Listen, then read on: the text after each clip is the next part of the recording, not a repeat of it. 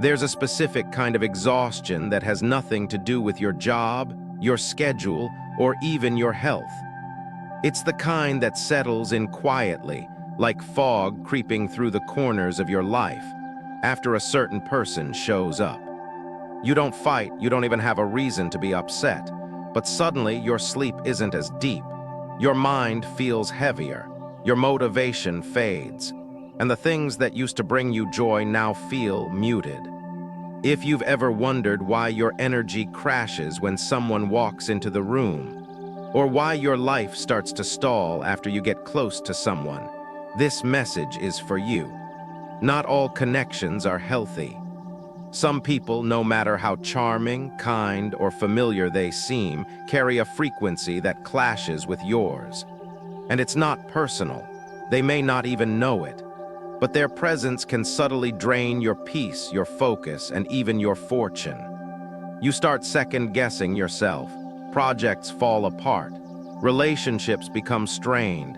And still, you can't quite put your finger on what changed. That's what makes this so dangerous. It's invisible. It doesn't scream, it whispers. The truth is, not everyone deserves access to your energy. Not every nice person is good for your nervous system. And sometimes the most damaging people are the ones closest to you. Family, longtime friends, even partners. Because you've never been taught to question their effect on your life force. But you should. Because once you understand how energy works between people, you'll stop labeling everything as your fault and start seeing the silent exchange that's been draining you for years. In this video, you'll learn how to recognize people who quietly unravel your life from the inside out, and how to reclaim your space before it's too late. 9 warning signs you're NEAR, an energy-draining person. Sign 1, they talk too much and never pause for silence. You don't notice it at first. In fact, you might even enjoy it. Their stories are funny, their energy is high. They always have something to say. But after a while, you start to feel it, not in your ears, but in your chest. A strange tightness. A quiet craving for space, for quiet, for the sound of your own thoughts, and that's when it hits you. This person never stops talking. Every pause they fill, every silence they smother. And while they seem harmless, even entertaining, the real cost is what you don't hear anymore. Yourself. In American culture, we're taught to value extroversion. We admire people who light up the room, who keep the conversation going. But there's a line, one that's easy to miss, between charisma and emotional noise. People who talk excessively without ever grounding in silence are not just loud. They are unconsciously pushing their chaos into the room. Their non-stop commentary isn't connection. It's a form of energetic dominance. And if you're a sensitive, intuitive, or grounded person, their presence doesn't lift you. It drowns you. Because here's the truth, constant talking is often a cover for deeper imbalance. People who flood every moment with sound are usually avoiding something: pain, fear, boredom, insecurity. Instead of processing, they broadcast. And you become the unwilling receiver. You absorb their overflow. Their nervous system is on high alert, and yours starts mirroring it. After just an hour with them, you feel drained, distracted, anxious for no reason. You walk away feeling like you've been talked at, not talked to. Like you existed only to validate their existence. But what's worse is how subtle the damage is. You might not even realize it's happening. You just notice you're less inspired, less creative. You can't seem to hear your own intuition. Your head feels full, but not with your own thoughts. That's because in the presence of someone who never stops talking, your internal voice gets drowned out. You lose your inner compass, and once that happens, decisions become harder. Emotions feel more volatile. You begin to question your own clarity. It's not about cutting people off for being social. It's about becoming aware of who respects your inner world and who invades it. The people who honor silence, who pause to listen, who ask questions and wait for real answers. Those are the ones who bring balance. But someone who dominates every space with constant words, jokes, complaints, stories, gossip, advice, noise. They are using sound to hijack energy. Whether they know it or not, their presence is consuming. You're not in relationship with them, you're orbiting around them. And over time, that orbit pulls you off center. The fix isn't to fight, argue, or make them wrong. It's to step back. Create space. Notice how you feel when they're not around. And most importantly, protect the silence you need to stay grounded. Because in a world full of noise, your peace is power, and no one has the right to talk you out of it. Sign 2. Their emotions swing wildly hour by hour. They laugh hard in the morning, snap at you over nothing by noon, then collapse into tears before dinner. You never know which version of them is walking through the door. And somehow, you've become the one constantly adjusting, bracing, tiptoeing. At first, you told yourself they were just having a hard day. But now, every day is unpredictable. And even when things are calm, you're not relaxed, you're just waiting for the next emotional storm. That's not love, that's not friendship. That's energetic volatility, and it's slowly eroding your sense of peace. Most people aren't taught to see emotional instability as toxic. We're told to be patient, to understand, to support others when they're struggling. And yes, compassion matters. But there's a difference between being there for someone and being emotionally held hostage by them. When someone's moods swing wildly and constantly, and you're the one absorbing the fallout, that's not support, it's survival mode. Emotionally volatile people don't always scream or explode. Sometimes they withdraw, sulk, shut down, give you the silent treatment. Or worse, swing from one extreme to another so fast your nervous system can't keep up. You find yourself apologizing for things you didn't do just to calm them down. You take on blame just to keep the peace. You become the regulator of someone else's chaos. And eventually, you start losing track of who you are in the process. This is especially dangerous when you're a naturally empathetic person, because your kindness becomes your weakness. You keep giving them the benefit of the doubt, thinking they didn't mean it, or they're just overwhelmed. But emotional instability doesn't just affect them, it spills. It leaks into your focus, your health, your relationships. You wake up feeling anxious. You walk on eggshells. You forget what calm even feels like. In American life, where work stress is high and time is short, your home, your relationships, those are supposed to be places of restoration. But if you're constantly managing someone else's emotional weather, your life becomes a battlefield you didn't enlist for. Even worse, you start to normalize dysfunction. You think, maybe this is just how close relationships are.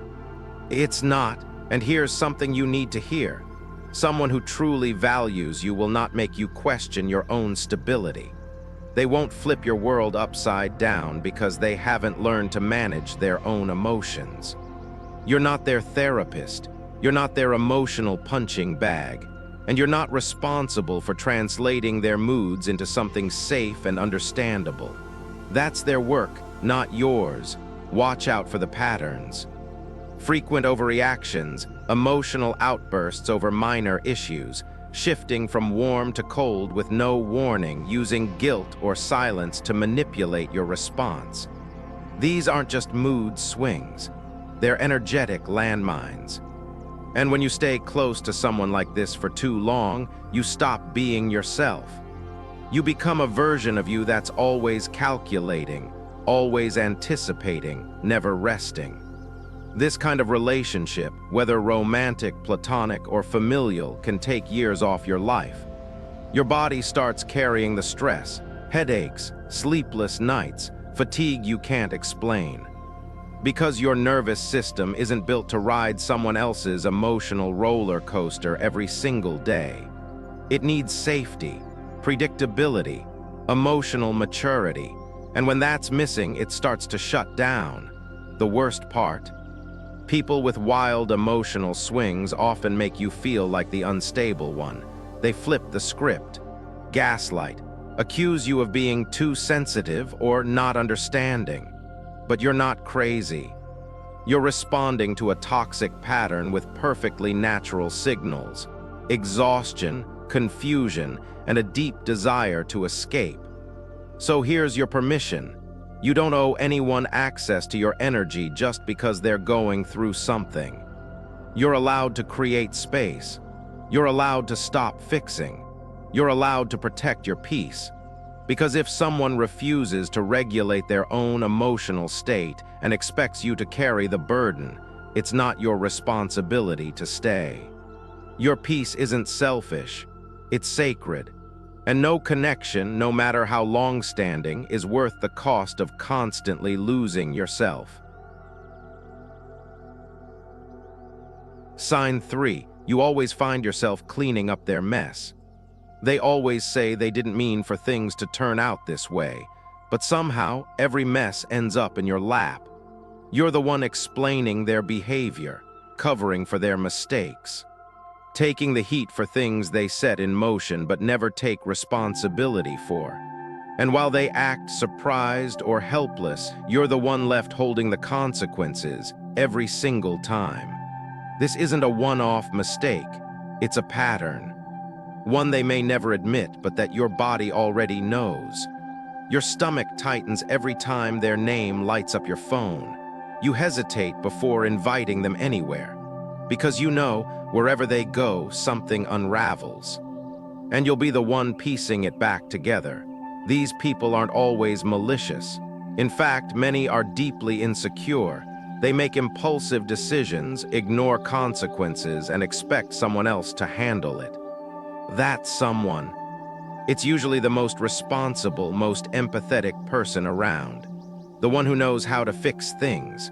The one who's too kind to walk away. In American workplaces, we see this in teammates who don't follow through, who dump last-minute tasks on others, then act clueless when projects fall apart. In friendships, it's the person who starts drama, overshares secrets, or causes tension, then leans on you to smooth things over. In family dynamics, it's the sibling or parent who makes reckless financial moves or says cruel things, then turns to you to restore the peace. And here's what makes it especially dangerous. It looks like you're the strong one. You're the fixer, the calm one, the glue.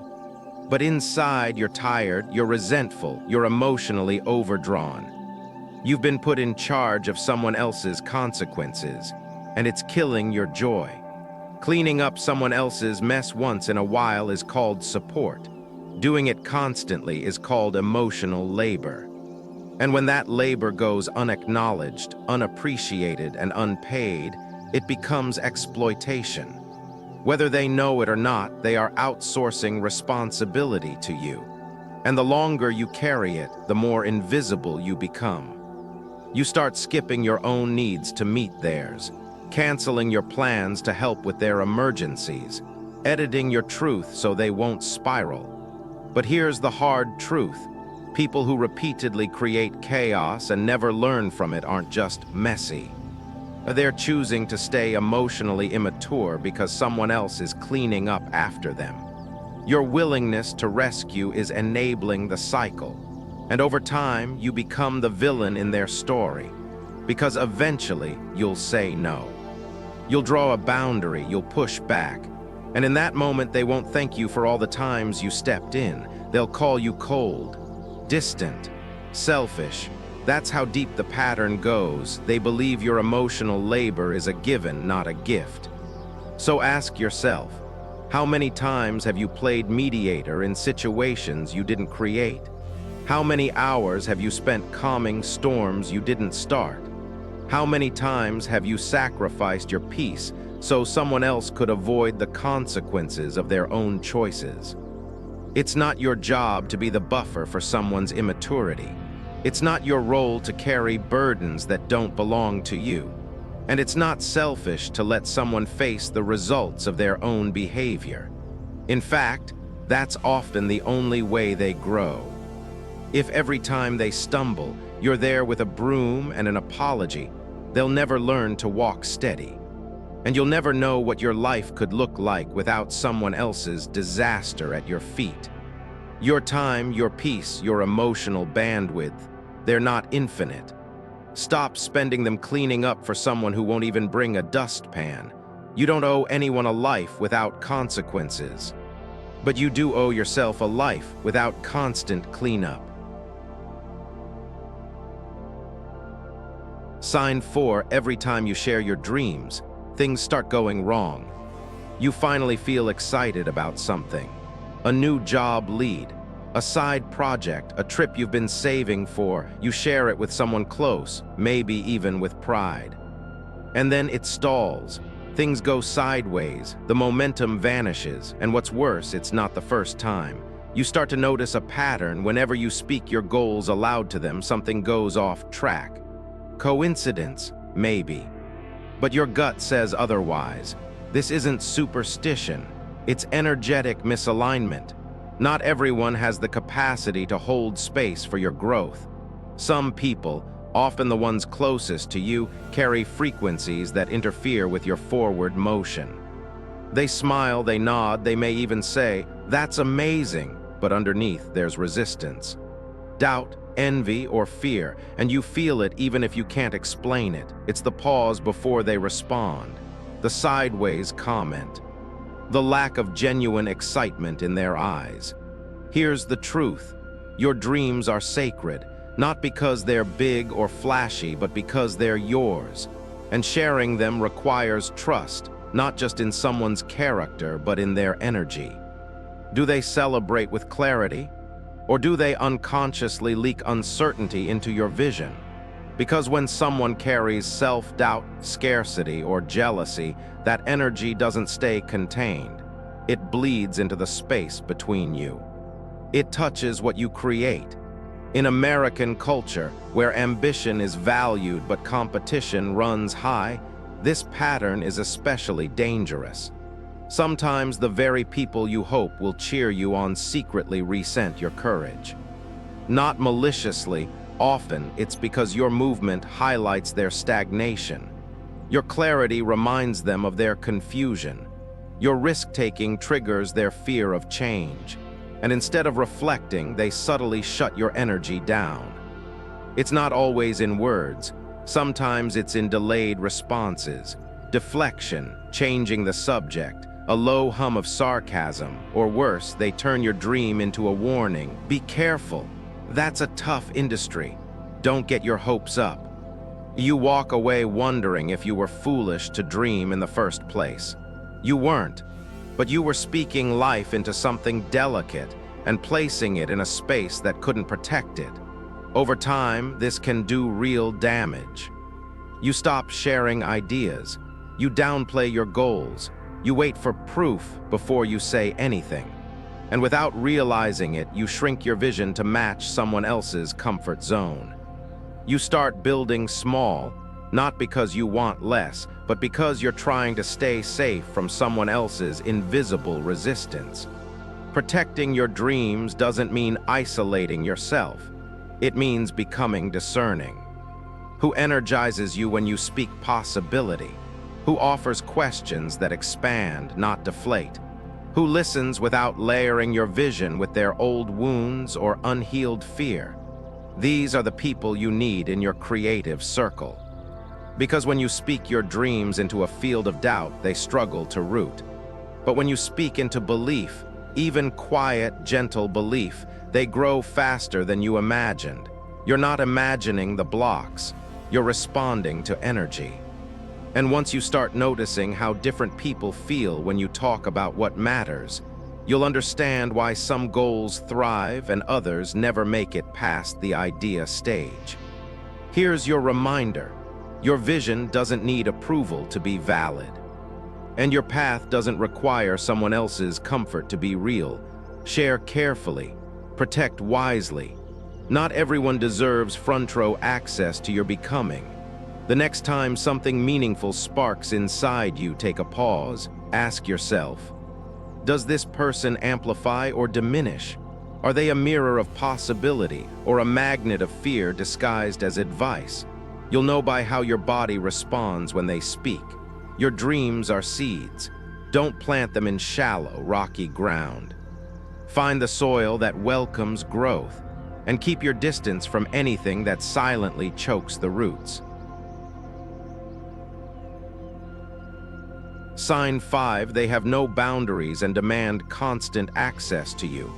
They text you late at night, call you during work, show up unannounced. They expect immediate replies, endless availability, and zero resistance. And when you need space, you're met with guilt, silence, or passive aggression. They don't just want your attention, they want access to your time, your thoughts, your energy, your life. And slowly, without realizing, you stop having a self that's separate from their demands. This kind of person often doesn't believe they're crossing any lines. They say things like, "I just needed to talk," or "You're the only one who understands me." But what they really mean is, "You don't get to have boundaries with me." It's not about connection, it's about control. And once you're inside their emotional grip, they expect you to stay there on call forever. In a society like America's, where individual time is sacred and privacy is valued, this pattern can be especially suffocating. Our culture encourages independence, but boundary breakers twist that.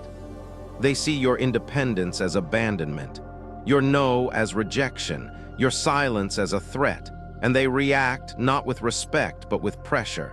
You start to notice it everywhere. You feel guilty when you don't reply right away. You flinch when the phone rings. You find yourself justifying why you took a day to respond, even though you shouldn't have to. They've trained you over time to make yourself constantly available. Not because you agreed, but because you wanted to avoid conflict, guilt, or emotional punishment.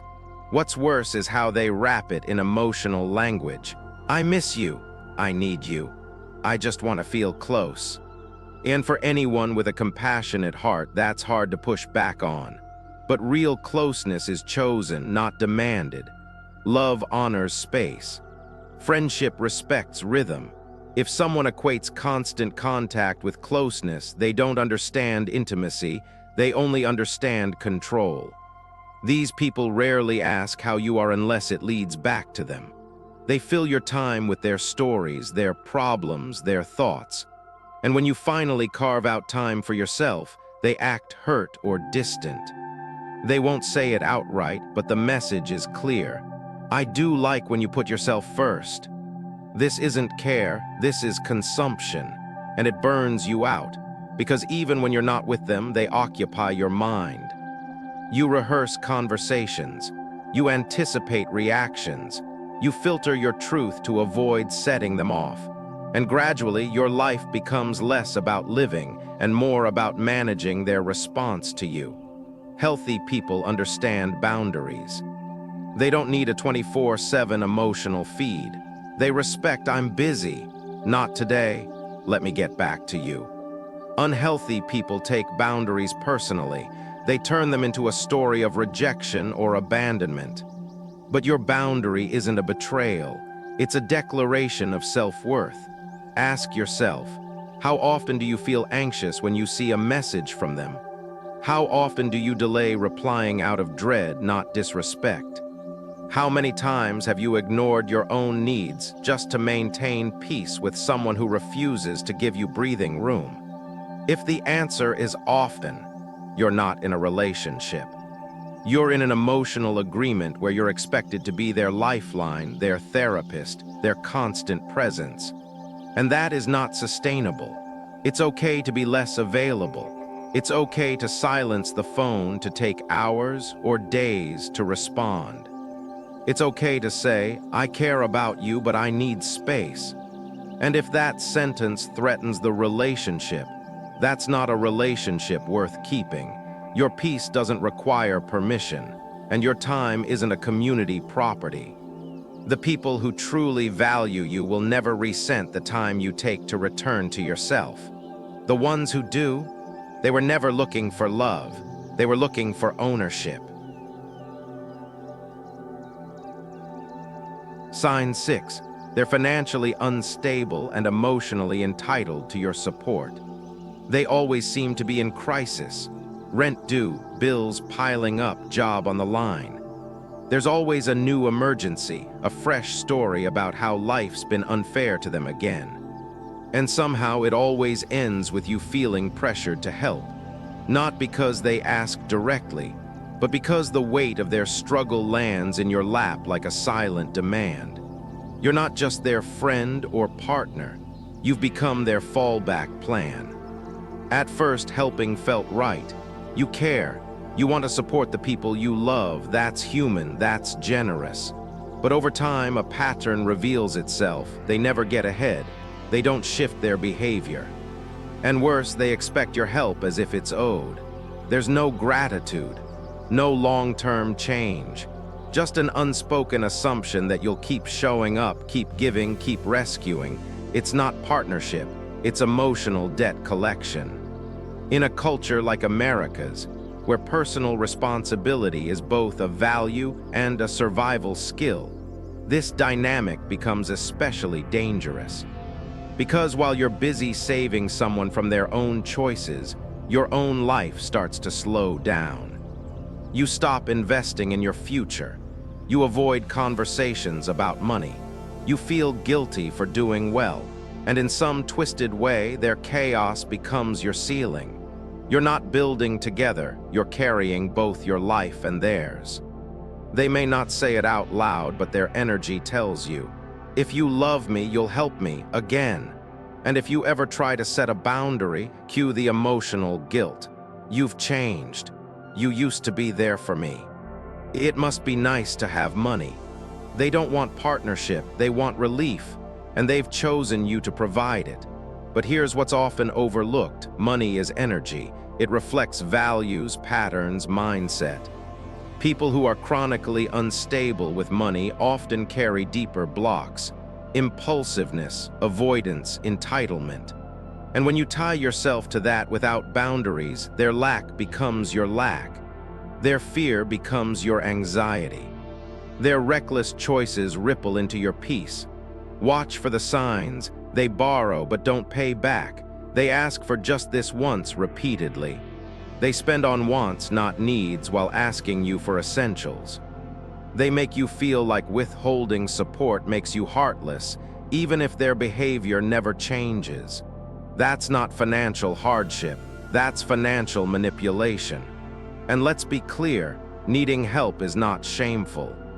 We all go through rough seasons, but the difference is in the pattern.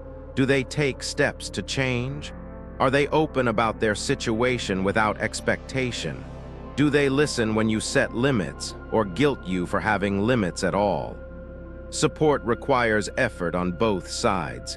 Entitlement demands only from one.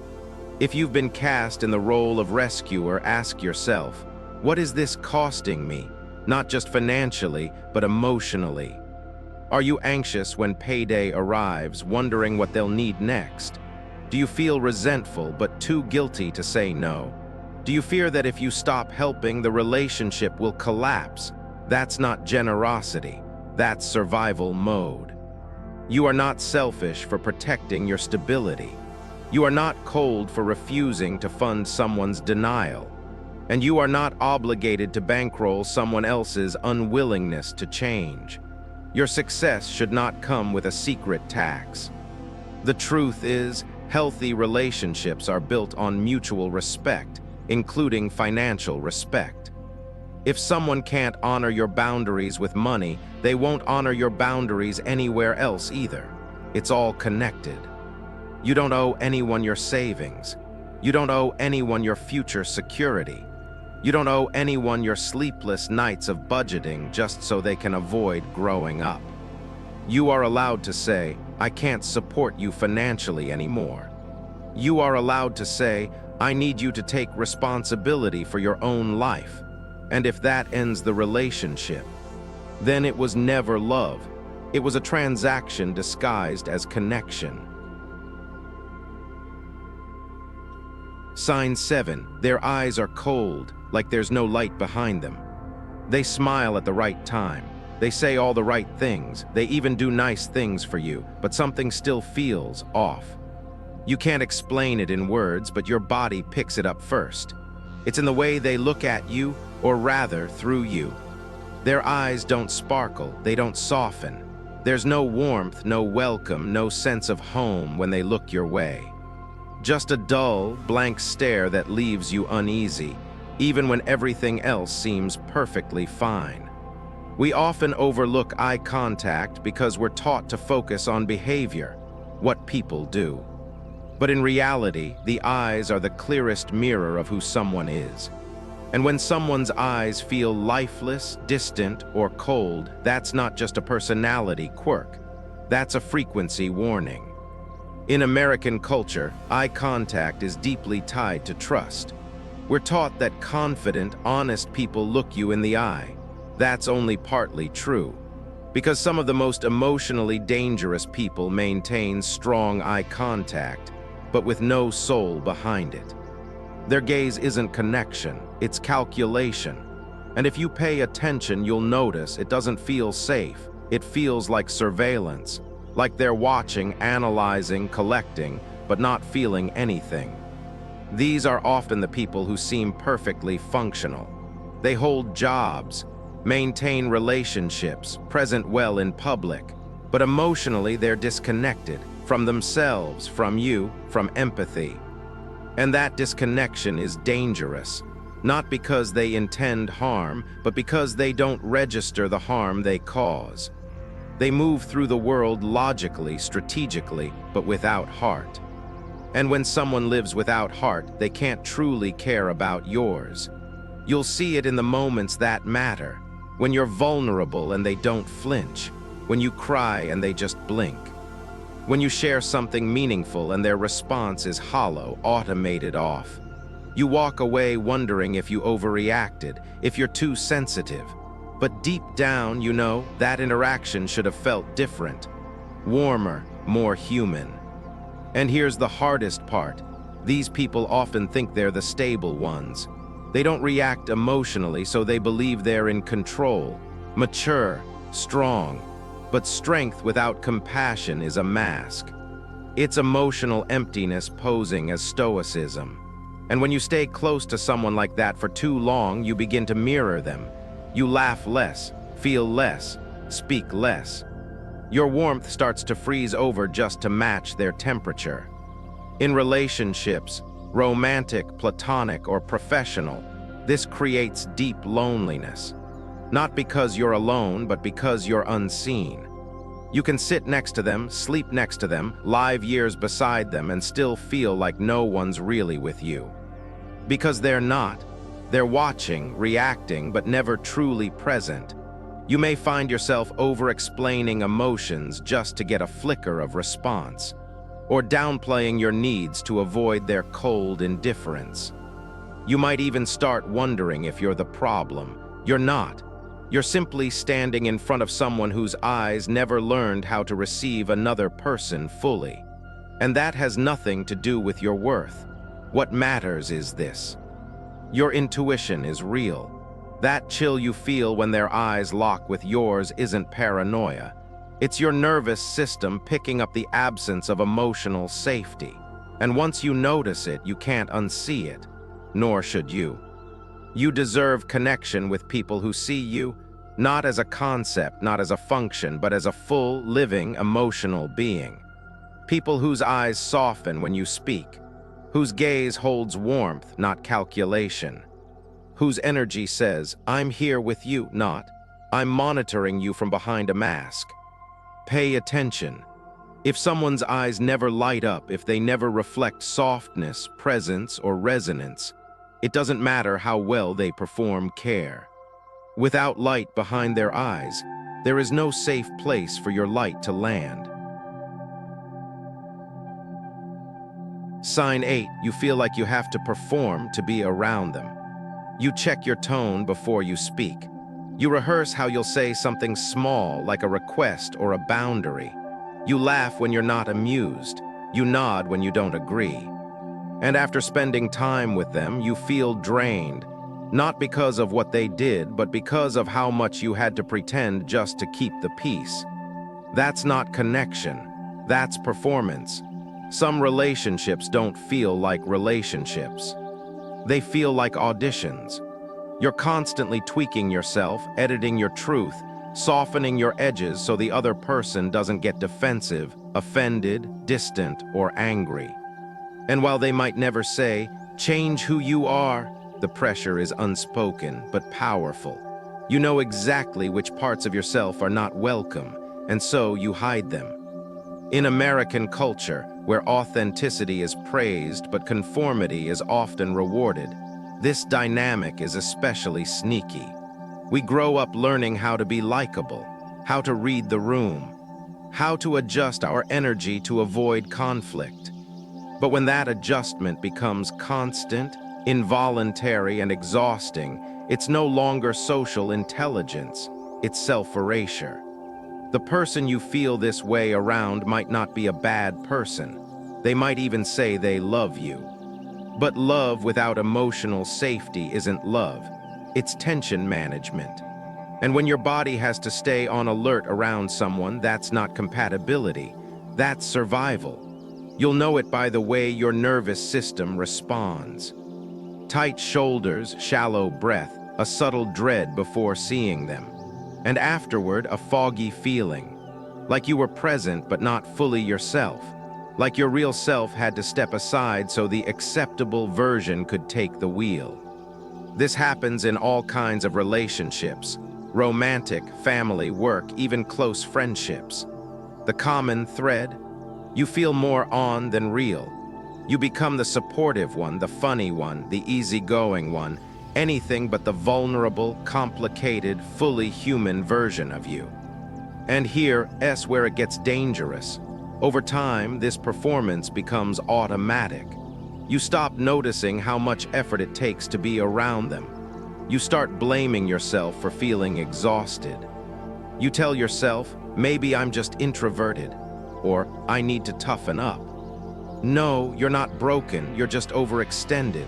You've been running an emotional marathon in someone else's theater, and your soul is tired of acting.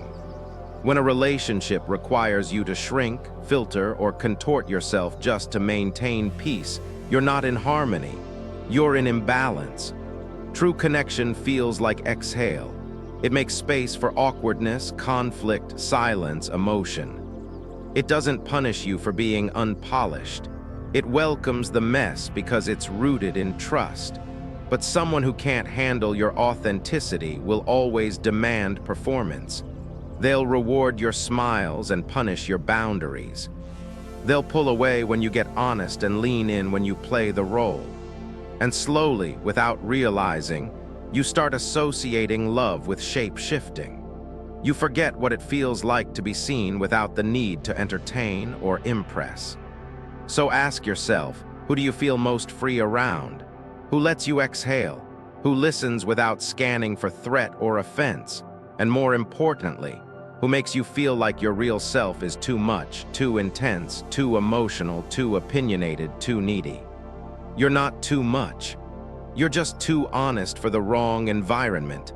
And if someone can only stay connected to a watered-down version of you, they're not really connected at all. They're attached to a performance. You deserve to be loved for your realness, not your role. And the more you protect that truth, the more you'll attract people who can actually hold it. Sign 9. Your home feels heavier since they entered your life. Your home used to feel like a place to breathe, a quiet landing spot at the end of the day, a space where you could reset, recharge, be fully yourself. But lately, something's changed. You walk through the door and instead of calm, you feel tension. Instead of peace, you feel pressure. You can't explain it in words, but you know.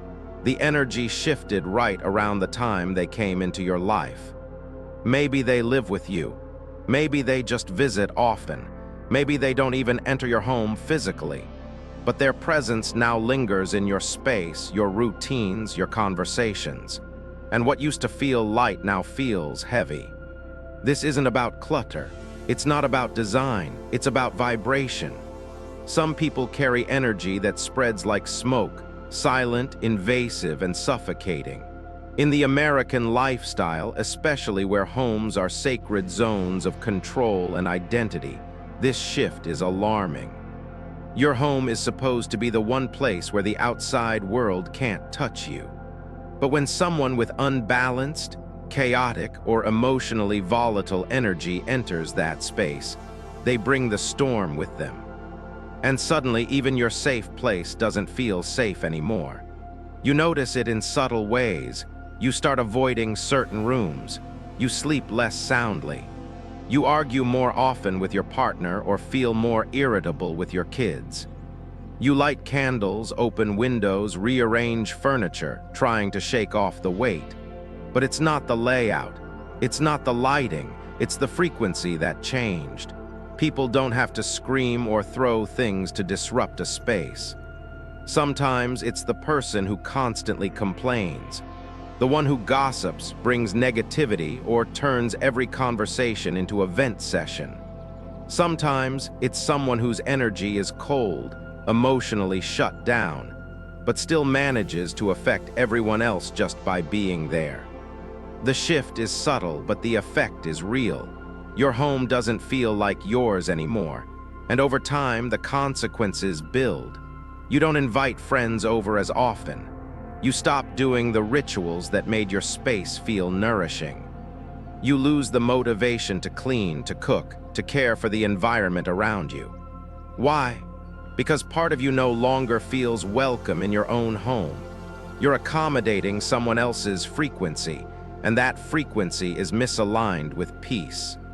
This can happen even if the person is nice, even if they don't mean harm, but intention doesn't cancel impact. If their energy disrupts your home's emotional ecosystem, it doesn't matter how kind they are. The cost is still yours to pay. Think of your home like a nervous system. When someone high conflict, emotionally unstable, or energetically draining enters, your space reacts. The energy becomes hypervigilant, tense, off balance. And if they stay too long or return too often, your home starts to embody their energy, not yours. You might find yourself constantly cleaning, rearranging, or even fantasizing about moving, anything to reset. But what your home needs isn't a makeover. It needs an energetic release, a return to boundaries, a clearing of people and patterns that don't belong. So ask yourself, who made your home feel heavier? Who caused the shift in tone, in mood, in comfort? And what would it take to reclaim that space, not just physically, but emotionally and energetically? You're allowed to protect your space. You're allowed to ask someone to leave, to stop visiting, to limit access. You don't owe anyone an invitation into your sanctuary, especially if their presence turns peace into tension. Your home is a reflection of your inner life. If it starts feeling like a battlefield or a burden, pay attention. The environment never lies. And sometimes, the most healing thing you can do for your mind and heart is close the door on energy that doesn't belong inside. Final, some people drain your energy with their words, others with their silence. Some hijack your peace through chaos, others through coldness. But all of them share one thing in common. They shift your internal world without permission. And it's that shift, subtle, invisible, undeniable, that changes the way you move through life. You second-guess yourself more, you lose clarity, you feel off but can't explain why. That's not weakness. That's your nervous system speaking truth before your mind can catch up. Because energy doesn't lie. It's the most honest part of any relationship. You might not remember every word someone said, but you remember how you felt around them. Light, heavy, grounded, scrambled, expansive, small. Your body carries the record even when your brain tries to rationalize, and the most dangerous people are not the loudest. They're the ones who quietly make you abandon yourself just to stay close. Maybe no one ever taught you this growing up. Maybe you were raised to be agreeable, forgiving, accommodating, to assume the best in others, even when you're shrinking in their presence.